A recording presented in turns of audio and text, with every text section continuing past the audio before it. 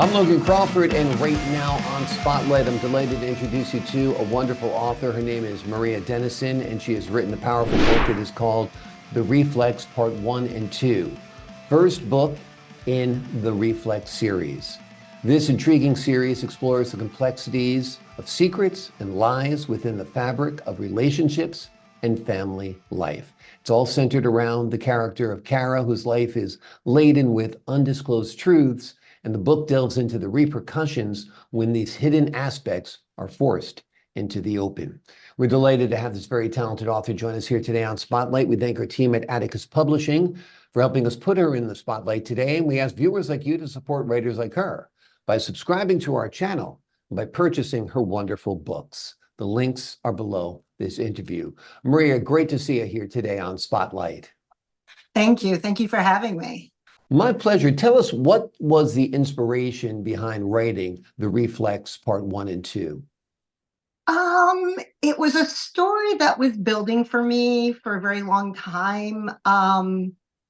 It started when I was younger, and it just started to build. And one of the things that I realized was, as I aged, the experience and the wisdom that comes with aging changes your perspective on life. I mean, it truly changes everything.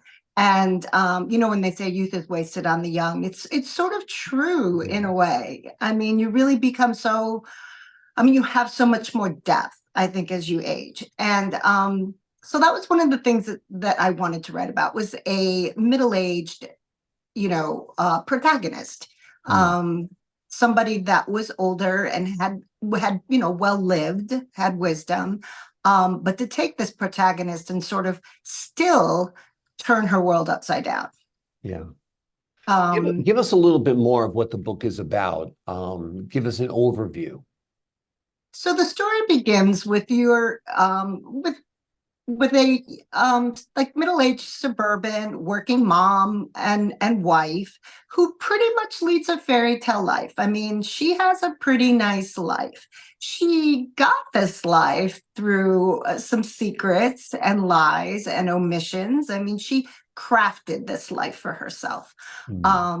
And then one day she begins to hear this Duran Duran song, The Reflex.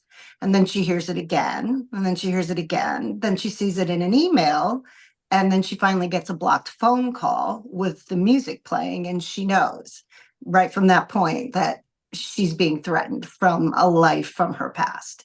And that's when the book sort of takes off and becomes mayhem, mystery, murder, international intrigue.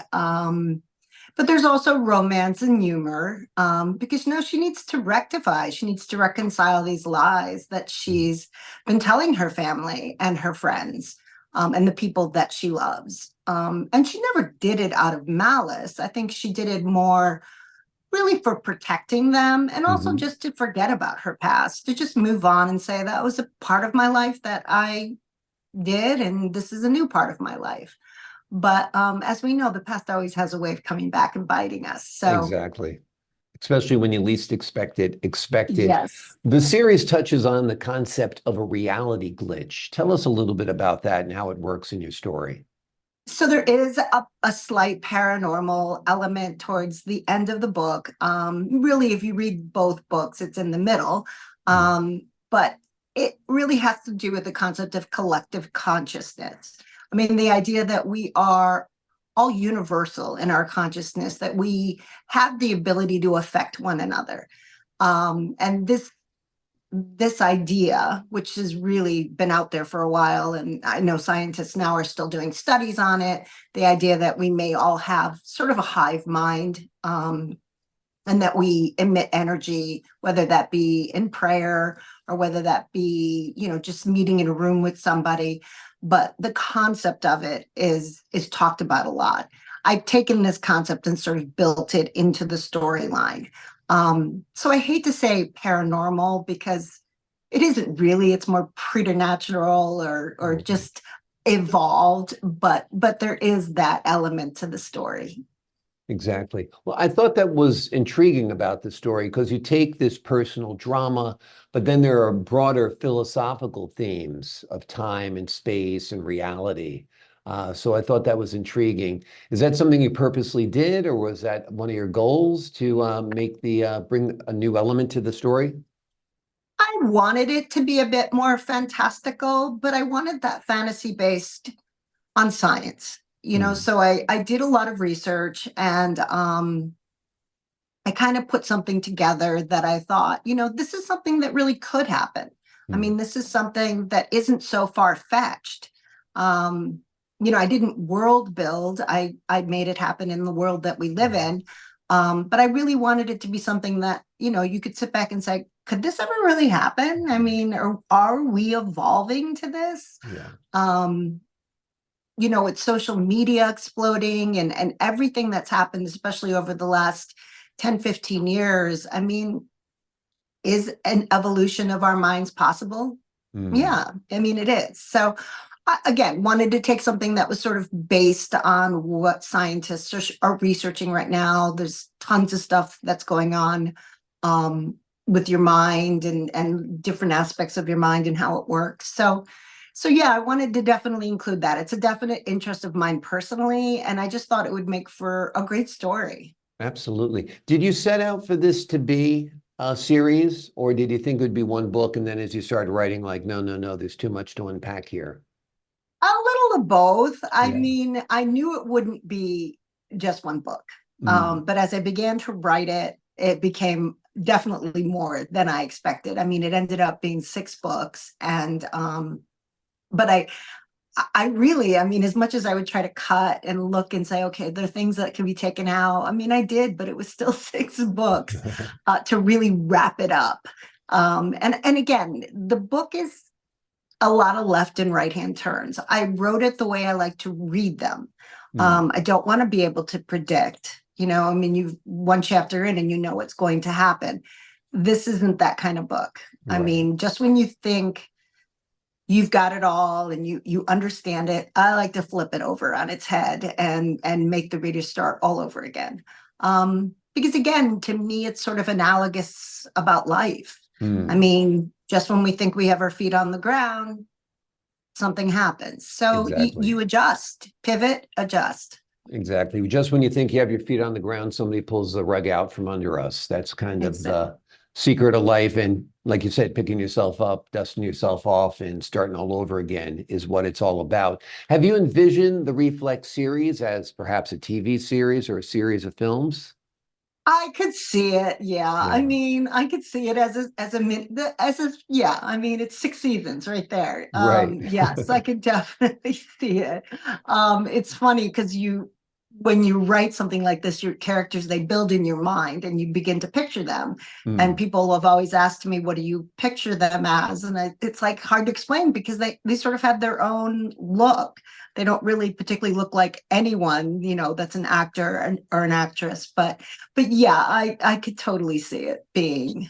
so you don't have a cast in mind, nobody to play Cara who'd be good, or No, no. okay, let's play fantasy baseball. If you had to pick somebody out of a contemporary list of actors right now, who would play Cara? I would have to say it would be someone who had sort of the look of Sofia Vergara, Hmm. but kind of, without, I don't know. I mean, I would think Sofia Vergara would come close to the look, Mm, let's put it that way. yeah, But with a lot more sass. gotcha. Um, yeah, I mean, I guess she's the closest I can think of. Maybe a Eva Longoria, Yeah, possibly, possibly. possibly. Yeah, I because she's mean, a it's little kind more of like sassy, right? yeah, yeah, Yeah. yeah. Well, that's for the movie directors and movie producers to figure out, but the work is out there. Hollywood, if you're listening, we have 6 seasons ready to go with 6 books. How long have you been working on this series? Believe it or not, I wrote it fairly quickly. Hmm. I probably wrote it all within a year. And I did it back in 2014, and that's why I've had to set the date of the book at 2014, because at the time, all of the historical references were accurate, um, based on their age and what would they, the characters would have gone through. So I had to keep it dated for that. But I wrote it pretty quickly, and then I pretty much put it all aside. Work and life again gets in the way. Yeah. And then suddenly, about 2, 3 years ago, I decided, you know what, I really should do something with this. I mean, it was a passion project. I should do something with it. And then the whole process of trying to figure out, you're going to go vanity publisher, you're just going to self-publish. So all of that takes a while, and then the editing takes a while. So, I mean, it's been a slower progress getting them out than it was writing them to begin with. Exactly. It's all part of the journey, as we like to say. That's for sure. Are you working on anything new right now? There is a complement of 3 books that happens sort of 10, 12 years later at the end of this series, that involve her children. So there's a complement there, but it'll progress forward in time. And then I have something completely different that I'm working on. Something a bit more historic, little closer to home, with an Italian immigrant that comes to the US, the story of her life. So sounds great. It's got the making of the American dream, that story there, right? The Italian immigrant coming to the United States. Yeah, quite a few of us have that in our heritage, that's for sure. Well, Maria Denison has written a wonderful series of books. There's actually 6 parts to it. It's called the Reflex Series, and you'll want to savor every book in that series because it is quite a thrilling thriller, as we like to say. It gets into complexities of secrets and lies that were woven, and what happens when a character's life is turned upside down when the truth is disclosed. Great story. You'll enjoy every part of it. Maria, thank you so much for joining us here today on Spotlight.